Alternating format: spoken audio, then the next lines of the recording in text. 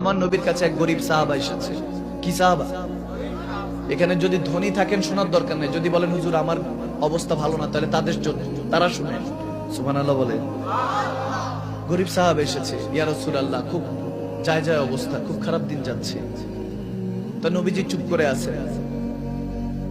আছেন। এখানে আমার নবীর চুপ থাকাও মৌনাতুল লক্ষণ, আমার নবীর চুপ থাকার মধ্যে বরকত আছে, ঠিক কি না?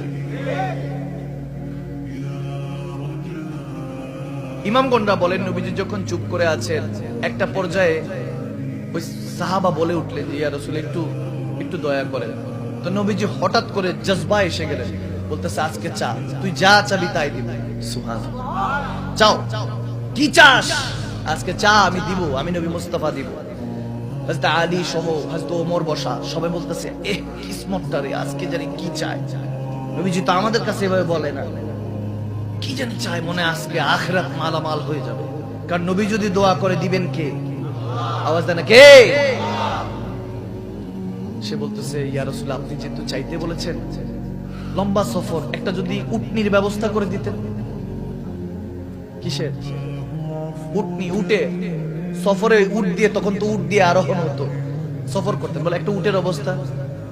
হযরত আলী হযরত ওমরের দিকে তাকালেন, হযরত ওমর হযরত আলীর দিকে তাকালেন, বলে ভাই চাইলো ওটা কিসের?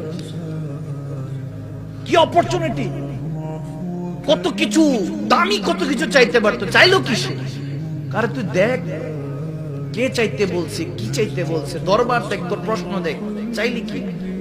নবীজি বলতেছে আচ্ছা ঠিক আছে, উটনি দরকার, এই সাহাবার একটা উটনির ব্যবস্থা করে দাও। আব্দুর রহমান বিন আউফ রাদিয়াল্লাহু তাআলা ছিলেন কোটিপতি সাহাবা, তিনি একটা উটের ব্যবস্থা করে দিলেন। সুবহানাল্লাহ।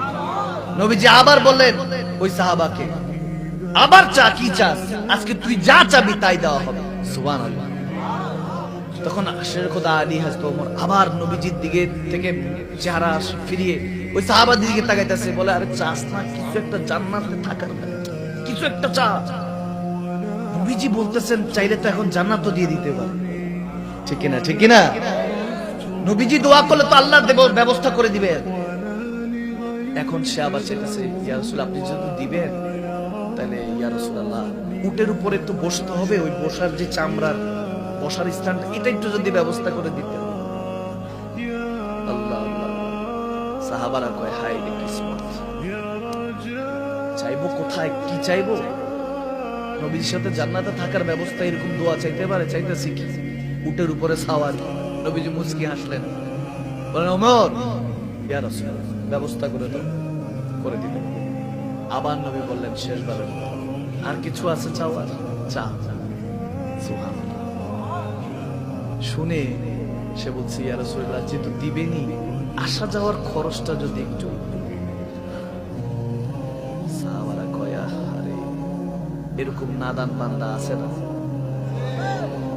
আল্লাহর দরবারে গিয়ে আল্লাহ 10 কোটি টাকা দাও, সত্যি করে বলতেছি তোমার মসজিদে 1 লাখ টাকা দিব। এরকম বিজনেসম্যান নাই মনে হয়? আছে না? আছে না? এই তুমি দেখো নাই অমুক মাহফিলে মসজিদের মধ্যে আমি টাকা দিছি, আছে না?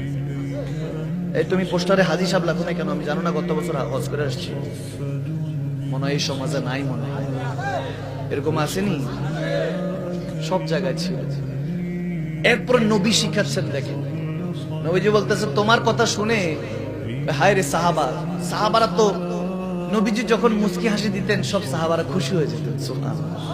আমার নবী তাবাসসুম, মুস্কি হাসির মধ্যে রওনা, মানে সব সাহাবাকে নিয়ে মনে হয় যেন নিয়ে নিয়েছেন, হাসি দিয়ে মজমাটা নিয়ে নিয়েছেন, এরকম হতো।